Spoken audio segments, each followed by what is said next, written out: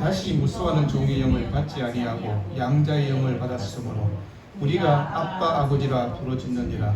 성령이 친히 우리의 영광을 더불어 우리가 하나님의 자녀인 것을 증언하시나니 자녀이면 또한 상속자 곧 하나님의 상속자요 그리스도와 함께한 상속자니 우리가 그와 함께 영광을 받기 위하여 고난도 함께 받아야 할 것입니다. 아멘. 하나님의 자녀인 것을 증언한 성령이라는 말씀으로 말씀을 나누려고 합니다. 우리가 구원을 얘기할 때 구원은 하나님께서 먼저 성부 하나님께서 구원에 대한 계획을 갖고 계십니다. 그래서 예정과 선택이라 그렇게 얘기합니다.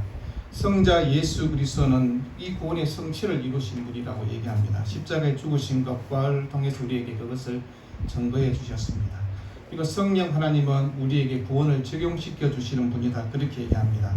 그러면서 성령께서 우리에게 우리가 하나님의 자녀인 것을 깨닫게 해 주신다라고 그렇게 얘기합니다. 우리가 바울을 생각해 보면 이 노마스의 귀한 길을 우리에게 증거해 주시면서 바울의 삶 또한 상당한 마음속에 불안감도 있었고 이걸 어떻게 해결해야 되는 그런 고민도 분명히 있었을 것입니다. 바로 노마스 7장에 보면요, 바울은 여전히 해결되지 않고 남아있는 죄와 실험하는 그리스도인의 모습을 이렇게 보여주었습니다. 그러면서 노마서 7장에서 그리스도인의 삶에 대해서 모든 것을 다 말하지는 않는 것을 보게 됩니다. 바울은 우리가 성령을 따라 어떻게 살 것인가 그렇게 알려주기 전에 먼저 하나님의 아들이 우리에게 어떻게 생명을 주셨는가를 먼저 설명해 주고 있는 것을 보게 됩니다. 그러면서 노마서 8장 이 말씀 통해서 그러므로라고 시작하는 것을 보게 됩니다.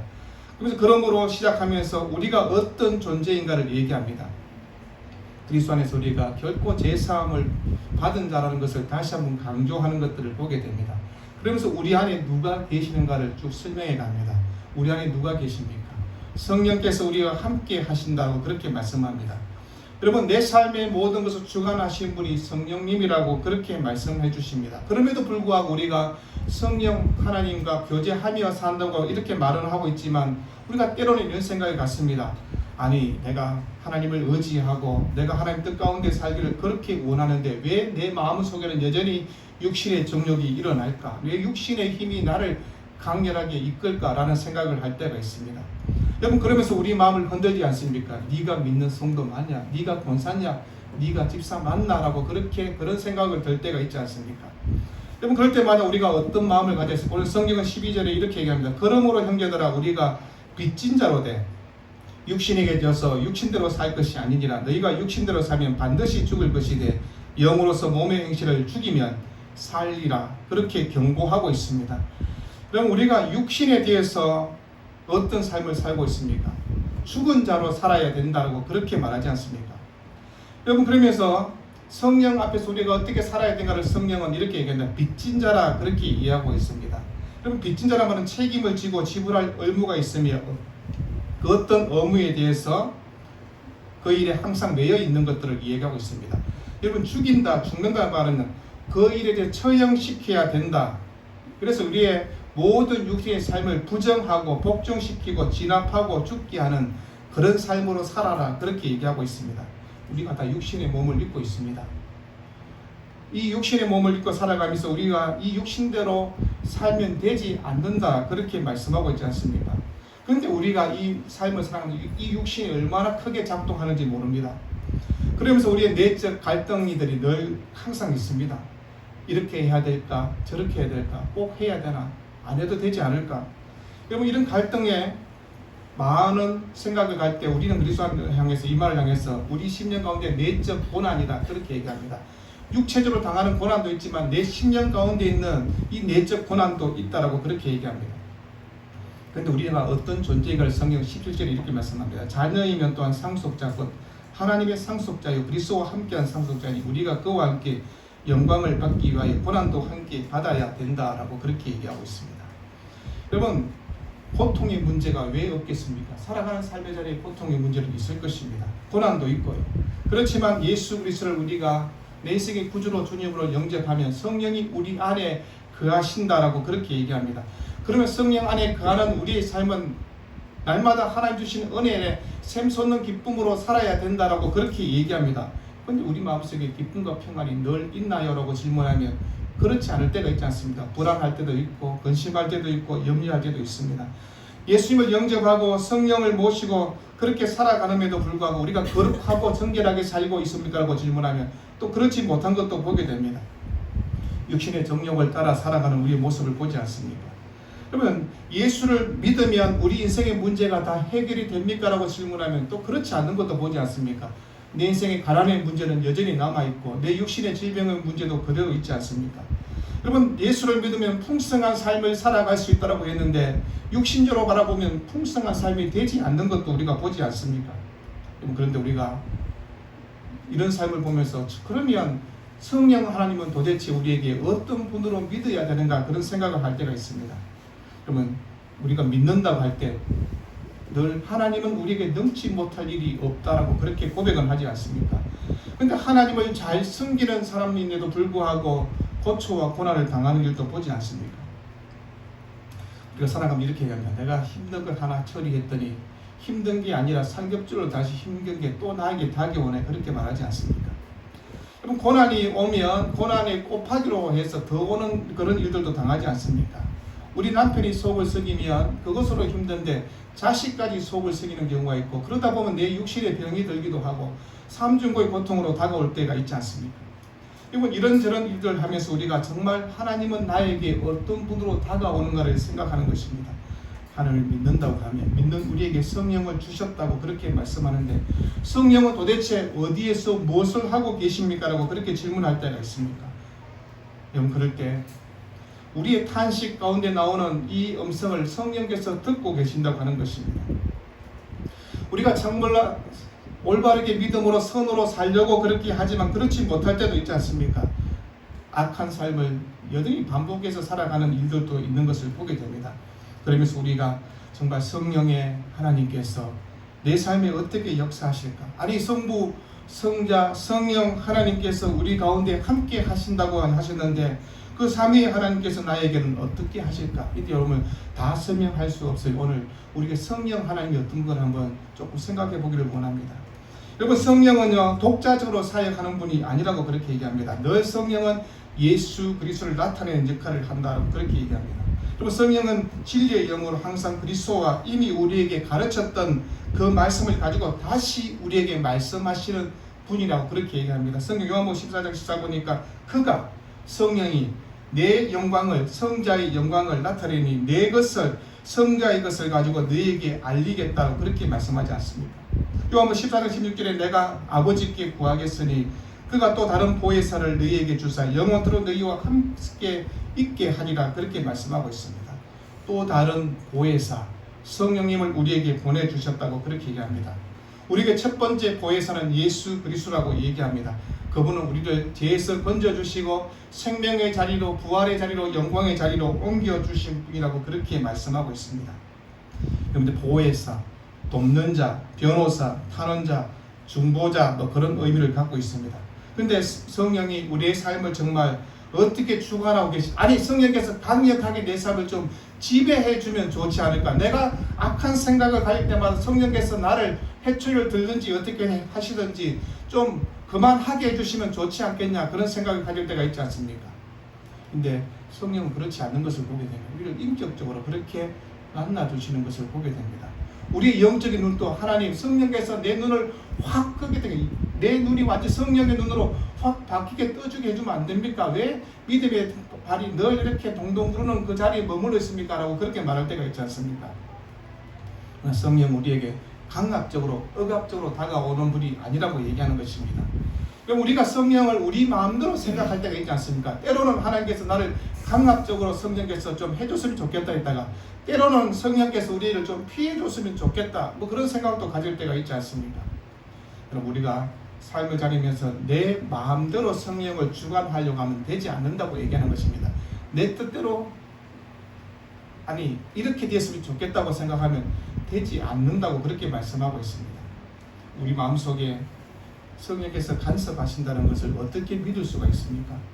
여러분, 우리가 다른 생각들을 가질 때 성령께서 그거 멈추라고 우리에게 브레이크를 밟도록 그렇게 말씀합니다. 그런데 우리가 내 스스로 브레이크를 밟지 않습니다. 왜요? 육신의 정욕이 더 강하게 작동할 때는 성령을 거스려 부릴 때가 있지 않습니까? 여러분, 성령을 우리가 어떻게 잊고 살고 있는가를 지금 생각하는 것입니다. 성령은 결코 폭군이 아니라고 그렇게 얘기하는 것입니다. 그럼 바울이 13절 보면요, 이렇게 말씀합니다. 너희가 육신대로 살면 반드시 죽을 것이다. 영으로서 몸의 행실을 죽이면 산다. 그렇게 얘기합니다. 여기서 여러분, 주어가 뭡니까? 너희지 않습니까? 동사가 무엇입니까? 죽이다라고 그렇게 얘기되어 있습니다. 그렇다면 누가 죽인다는 것인가를 한번 생각해 보십시오. 당연히 주어인 너희가 죽어야 된다는 것입니다. 여러분, 우리가 이 말씀을 조금 생각해 보기를 원합니다. 하나님 우리에게 성령을 부어 주셨으면 우리 몸의 정욕을 죽이는 일을 주도적으로 해주면 좋겠는데 우리에게 그 일을 내가 하라고, 우리가 하라고 그렇게 말씀하지 않습니까? 여러분, 너희란 단어가 무엇입니까? 예수 그리스도 믿는 우리 모두를 지금 다 얘기하고 있습니다. 예수를 믿는 사람은 하나님이 택하신 사람이라는 것을 알고 있습니다. 예수 그리스도를 믿기 때문에 다 구원을 받았다는 것도 알고 있고요. 그래서 이 구원은 어느 누구도 그것을 빼앗아 갈 수 없다는 것을 알고 있습니다. 구원은 전적인 하나님의 은혜이기 때문에 아무도 그 일에 대해서 얘기를 할 수 없습니다. 그런데 구원받은 우리의 삶의 자리에서 선택해 할 수 있는 일들이 여러 가지 있지 않습니까? 내가 하나님을 좀 더 충성하고 사랑하고 섬기는 것도 내 선택의 몫입니다. 내가 하나님을 향해서 좀 더 방관자로 아니면 이 정도 하면 되지라고 하는 것도 내 선택의 몫이라고 그렇게 얘기하는 것입니다. 우리가 성령께서 우리에게 어떤 삶을 요구하고 있을 때 우리의 삶을 자리에서 육신의 삶을 죽이는 삶을 살아라고 그렇게 성령을 통해서 말씀해 주셨는데 우리는 그런 삶을 그렇게 살려고 하지 않는 것을 보지 않습니까? 여러분, 육신의 정욕을 따라 살려고 하는 마음은 우리가 죽을 때까지 계속 있을 것입니다.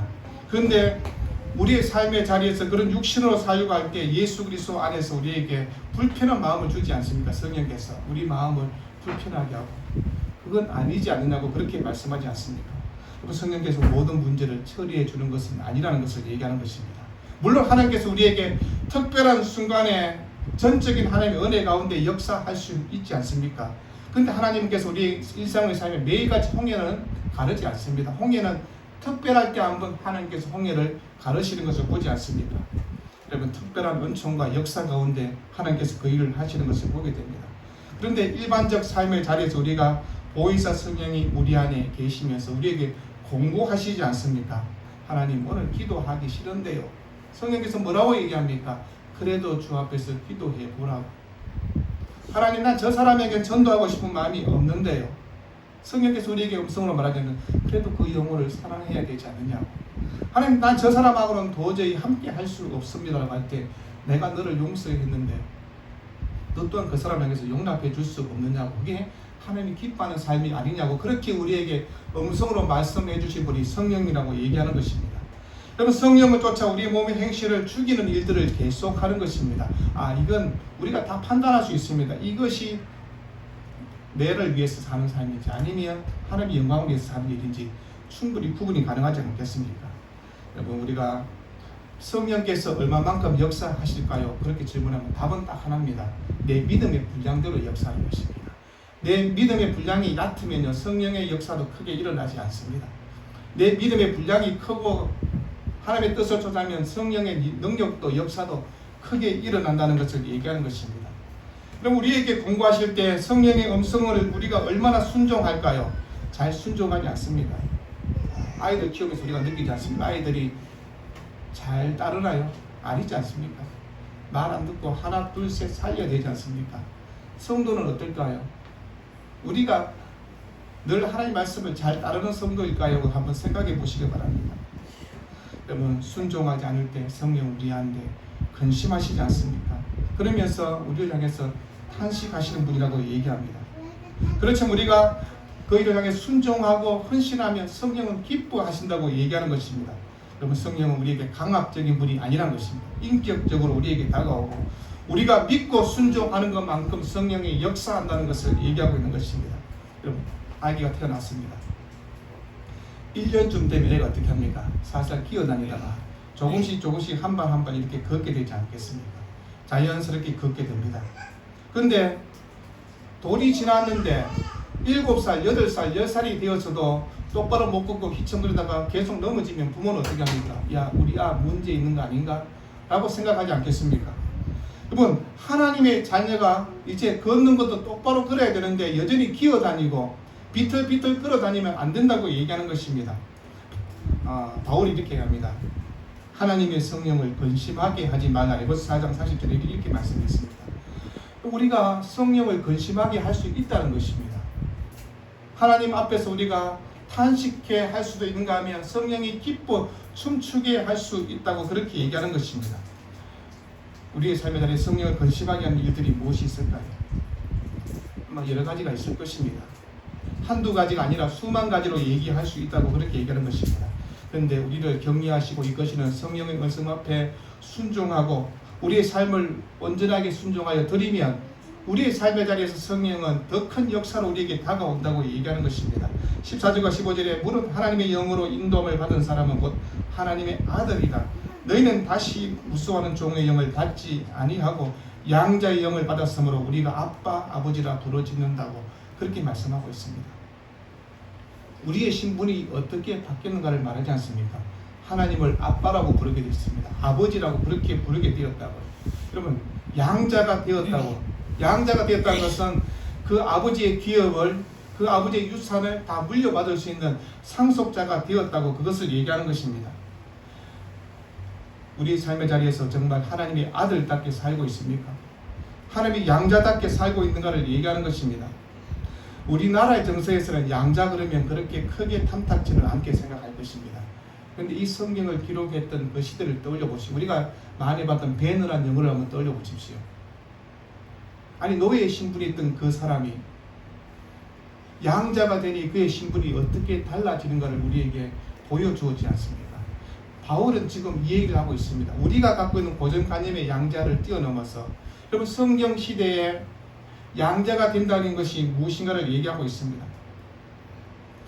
그 당시 로마 사람들 중에는요 양자를 드리는 것이 대부분 풍습이었다고 그렇게 얘기합니다.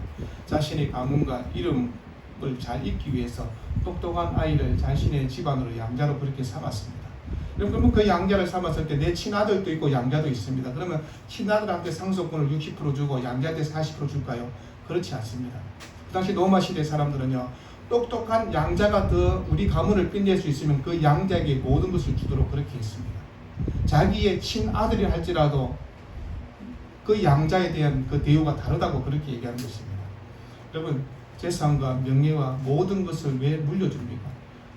양자가 되었기 때문에 그렇습니다. 우리가 하나님의 양자가 되었다고 그렇게 말씀하고 있습니다. 하나님의 자녀가 되었다는 것을 무엇인가를 한번 생각해 보십시오. 하나님 주신 모든 특권을 우리가 다 갖게 되었다고 얘기하는 것입니다. 수진이가 아무리 나오고 칠해도 아빠가 아니지 않습니까? 그러니까 늘 목사님 그리고 어느 한 선에 경계선이 있습니다. 우리 딸들은 뭐라고 합니까? 아빠 이거 내놔, 이거 주세요. 왜? 자기는 딸이니까요. 상속자니까 그렇게 할 수 있지 않겠습니까? 그럼 우리가 하나님을 어떻게 대우하고 있는가를 한번 생각해 보십시오. 하나님 앞에 당당하게 나아갈 수 있는 것은 왜 그렇습니까? 상속자, 아들, 양자가 되었기 때문에 그렇습니다. 다른 자식이 와서 나한테 뭐 달려고 하면 니 누군데라고 얘기 안 하겠습니까? 우리의 신앙의 삶에서 우리가 어떤 신분으로 바뀌었는가를 얘기하는 것입니다. 여러분 우리나라는 항상 신분 그러면 무슨 생각이 드십니까? 양반, 중민, 상민, 천민 그런 생각이 있지 않습니까? 옛날 양반들은 뭐합니까? 먹을 것 없어도 꼿꼿하게 자기가 양반이라고 그렇게 항상 허세를 부리지 않습니까? 내 신분이 어떠하다는 것을 말하지 않습니까? 하나님의 자녀인 우리 신분이 어떠한가를 얼마나 당당하게 생각하고 있습니까? 그러면 세상에 기죽잡고 우리가 살아갈 수 있는 이유가 무엇입니까?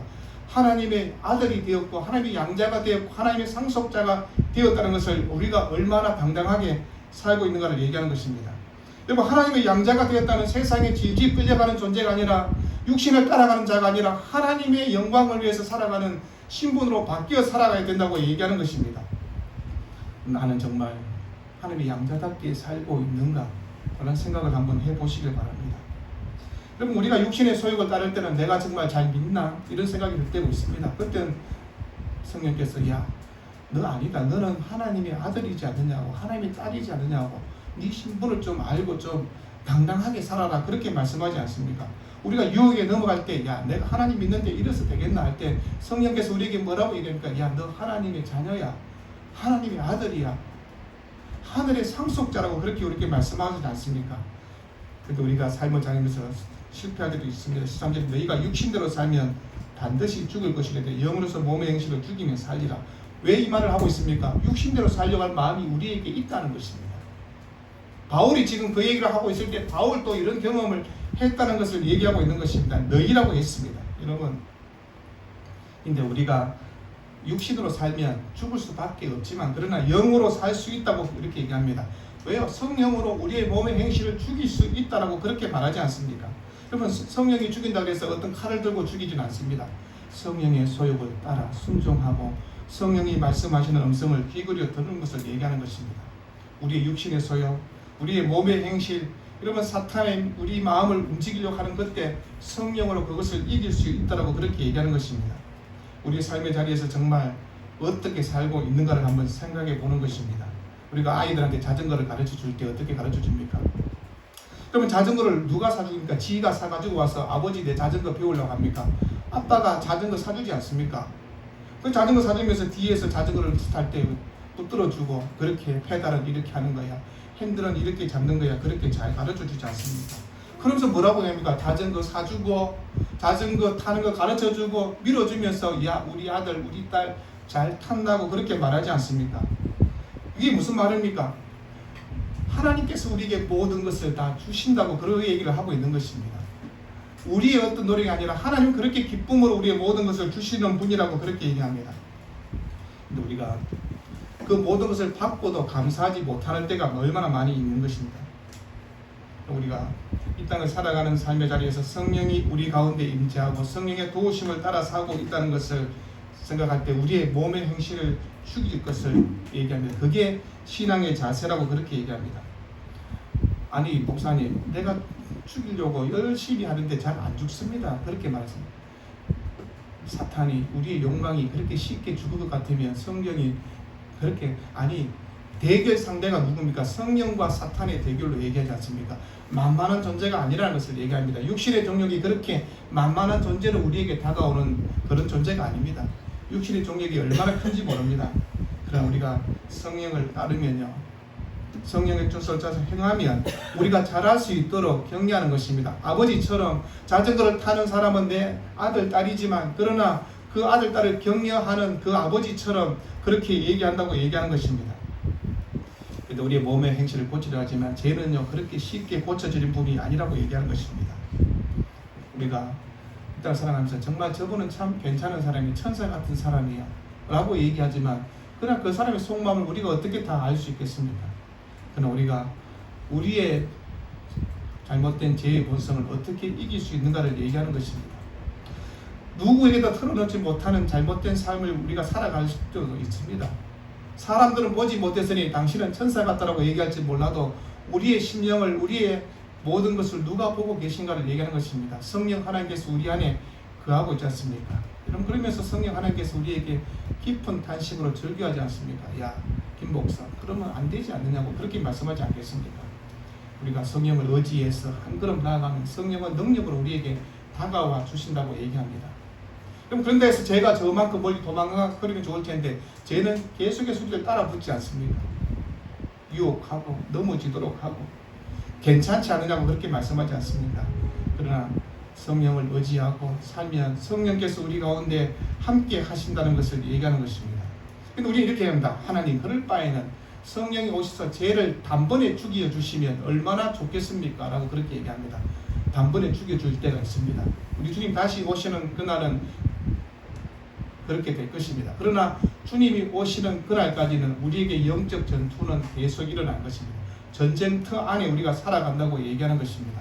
성령을 따라 살고자 하는 우리의 그 심령과 육신을 따라 살고 하는 우리의 마음이 늘 다투게 된다라고 그렇게 말씀하지 않습니까? 그럼에도 불구하고 성령께서 우리가 하나님의 양자인 것을 깨닫게 하시고 그러면서 우리가 성령 가운데 살아가는 존재라는 것을 그렇게 말씀합니다. 우리가 더욱 중요한 것은 하나님을 아빠라 부르게 되었다는 것을 얼마나 기쁘게 생각하는지. 여러분, 아버지, 아빠란 단어 속에서 우리는 조금, 우리 딸들은 뭐 별로 아빠가 별로 안 좋으니까 아빠, 아버지 그러면 별로 어감이 안 좋은지 몰라도 여러분, 아빠, 아버지의 뜻이 얼마나 좋은지 모릅니다. 여러분, 그 당시의 사람들 생각해 보십시오. 하나님을 아빠, 아버지라 부르는 그 당시 유대인들이 있었을까요? 아무도 없지 않습니까? 근데 예수님이 오셔서 하나님을 아버지라고 그렇게 하늘에 계신 우리 아버지라고 그렇게 가르쳐 주었습니다. 바울도 우리에게 하나님 아빠라고 우리에게 그렇게 가르쳐 주고 있지 않습니까? 여러분, 우리가 하나님의 관계 속에서 어떻게 살고 있을까요? 하나님이 정말 내 아버지인 걸 믿고 사시나요? 아버지 앞에 못할 말이 뭐가 있겠습니까? 아버지 앞에 뭘 못하겠습니까? 다른 사람 앞에서 말하면 창피를 당하지 않겠습니까?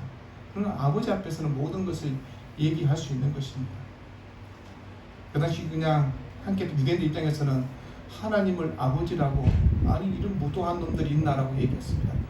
그래서 유대인들은 항상 하나님 여호와 야에 나오면 아도나이 주여라고 그렇게 불렀지 않습니까? 하나님을 그렇게 무서워하면서 그렇게 다가갔습니다. 근데 우리 예수님께서는 아니다. 하나님이 너희 아빠야, 너희 아버지야, 너희들은 하나님의 양자야. 그렇게 우리에게 성령께서 말씀하고 있습니다. 여러분, 우리의 삶의 자리에서 성령께서 우리를 그리스도 안에 성취하신 구속이 무엇인가 한번 생각해 보십시오. 우리 삶의 자리에서 성령께서 우리에게 어떻게 적용해 가고 있는가 한번 생각해 보십시오. 우리에게 믿음을 일으키시고 우리에게 효력 있는 부르심으로 확정을 시켜주신 그 성령님과 나는 얼마나 교통하며 살고 있는가를 생각하는 것입니다. 예수 그리스도를 통해서 보내주신 보혜사 성령을 우리 심령 가운데 모시고 성령과 늘 함께 교제하며 성령의 음성 앞에 귀를 기울이며 들어갈 때, 살아갈 때 우리의 삶은 달라질 것입니다. 아니, 목사님 아니던데요. 아니, 해보시라니까요. 물어보시라니까요. 성령한테 물어보세요. 목사님 이게 뭔가요? 제가 뭘 다 알겠습니다. 성령한테 물어봐요. 성령님, 하나님, 제가 이럴 때 어떻게 하면 좋겠습니까? 성령께서 우리에게 세미한 음성으로 마음의 문을 두드리며 얘기해 주실 것입니다. 그 성령의 은혜를 누리며 살아갈 수 있는 복된 신앙의 삶이 되기를 우리 주님으로 축원드립니다. 기도하겠습니다. 사랑하는 주님, 우리 함께 성령 강령주일로 예배하며 성령